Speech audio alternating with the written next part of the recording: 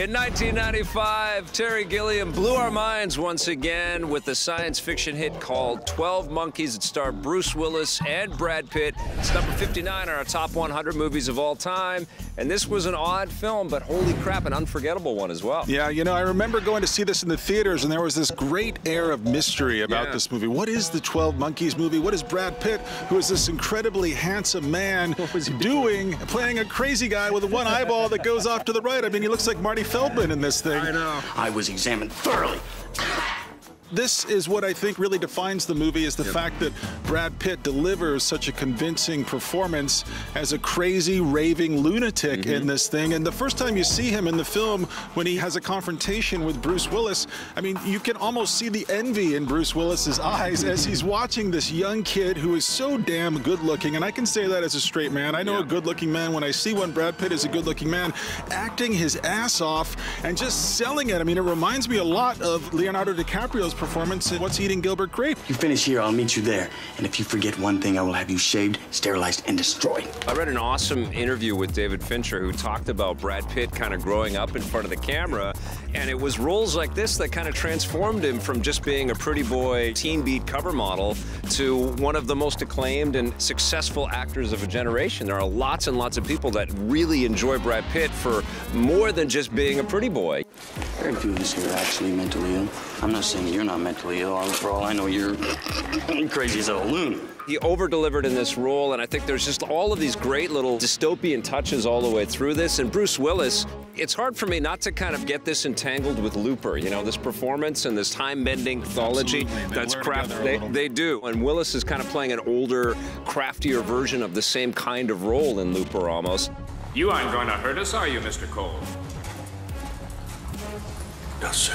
It's just amazing to see Bruce Willis kind of just unravel this crazy mystery and figure out what the hell is going on. There are lots of great things about this film. I love Terry Gilliam's production design. I mean, everything in all of his movies always looks like it's made out of an air pump, an old tape recorder, and like MacGyver of directors. Yeah, I don't know what it is, but everything's got that really fetishistic quality to it. Yeah. The movie is based on something that someone once said in an insane asylum, that in 1996 a virus will wipe out 99% of the population. And what the movie does is it plays with that notion of time travel, and Bruce Willis's character is supposed to go back into time and find the origin of the virus before it's released on the world.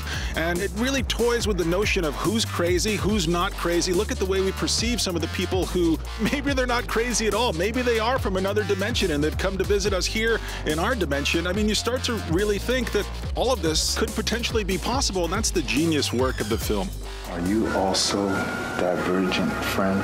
Yeah, the people that have the most insight often seem out of sync, don't they? Madeline Stowe, I'd forgotten about as a performer. She's fantastic. She's terrific in this. She's absolutely beautiful. She sells the whole thing. I mean, she plays Bruce Willis's character's therapist in the film, and over the course of the film, she starts to listen to him a little more closely. She starts to see that some of the things he's talking about starting to come true in history, and so she starts to believe. She becomes a believer. I did what you wanted. I got a specimen, a spider. I didn't have any place to put it, so I ate it.